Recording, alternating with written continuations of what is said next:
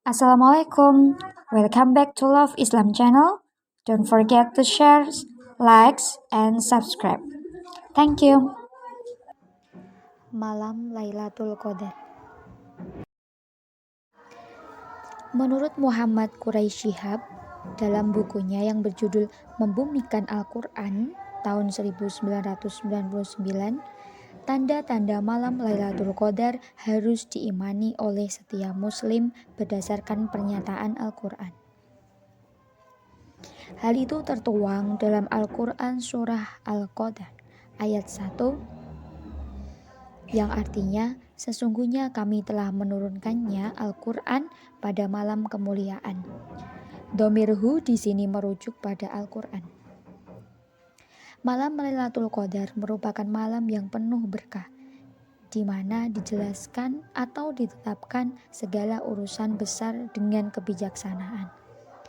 Hal ini sesuai dalam Al-Quran surah Ad-Dukhan ayat 3 yang artinya sesungguhnya kami menurunkannya pada suatu malam yang diberkahi dan sesungguhnya kamilah yang memberi peringatan.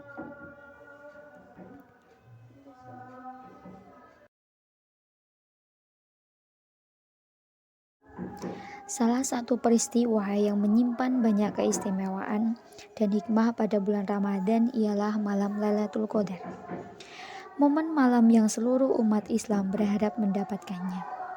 Siapa tidak? Malam yang lebih baik daripada 1000 bulan, malam yang penuh ampunan, malam yang melipat gandakan pahala atas amal kebaikannya, serta malam yang dapat membawa seseorang pada predikta ketakwaan.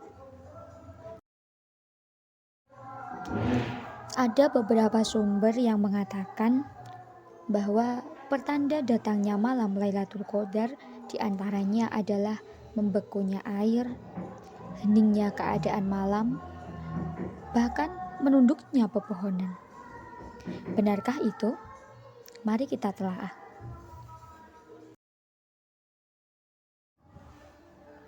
Lantas, kapan sebenarnya malam Lailatul Qadar itu terjadi? Kita tidak bisa memastikan kapan persisnya malam itu tiba, karena Allah Subhanahu wa Ta'ala memang merahasiakannya. Tetapi kita sebagai manusia masih bisa memprediksinya melalui pendapat para ulama yang ada. Nah, pada kesempatan kali ini akan dipaparkan tentang kapan malam Lailatul Qadar itu akan terjadi sesuai dengan penjelasan dari pendapat Ibnu Hajar al-Asqalani.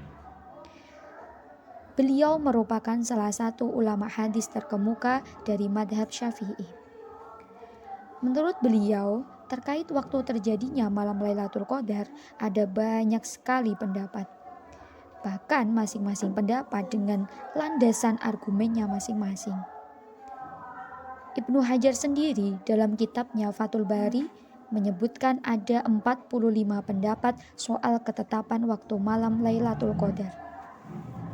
Namun, menurut Ibnu Hajar, dari 45 pendapat itu, yang paling unggul atau rojih adalah pendapat yang mengatakan bahwa malam Lailatul Qadar terjadi pada malam ganjil dari 10 malam terakhir bulan Ramadan.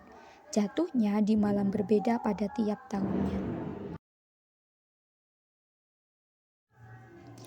Selain membaca tanda-tanda dan berusaha mendapatkan malam Lailatul Qadar, sejak awal kehadiran Ramadan, setiap umat Islam juga penting memahami arti dan makna apa sebenarnya Lailatul Qadar. Dilanjutkan dalam bukunya Quraisy Shihab memberikan penjelasan terkait arti dan makna kata Qadar.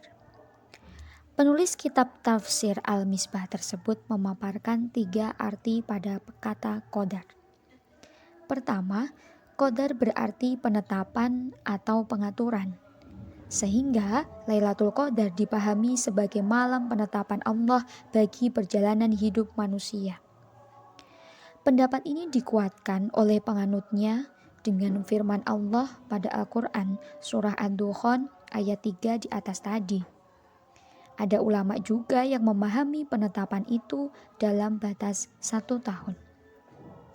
Al-Quran yang turun pada malam Lailatul Qadar diartikan bahwa pada malam itu Allah Subhanahu wa Ta'ala mengatur dan menetapkan khittah dan strategi bagi Nabi Muhammad SAW untuk mengajak manusia kepada agama yang benar, yang pada akhirnya akan menetapkan perjalanan sejarah umat manusia baik sebagai individu maupun kelompok.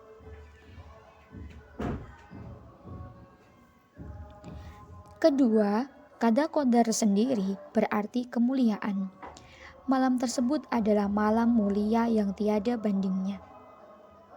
Ia mulia karena terpilih sebagai malam turunnya Al-Quran, serta karena ia menjadi titik tolak dari segala kemuliaan yang dapat diraih.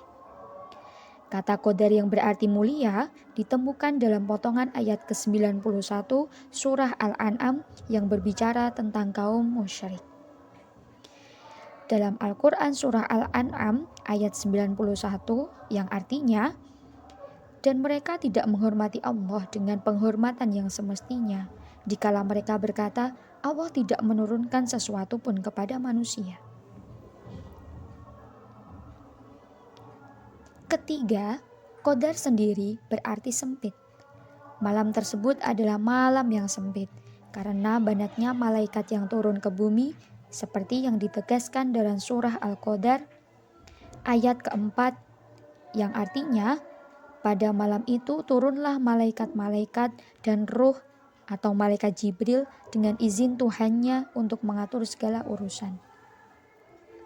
Kata qadar yang berarti sempit juga digunakan oleh Al-Quran antara lain dalam ayat ke-26 surah Ar-Ra'd, yang artinya Allah meluaskan rezeki dan menyempitkannya bagi siapa yang Dia kehendaki.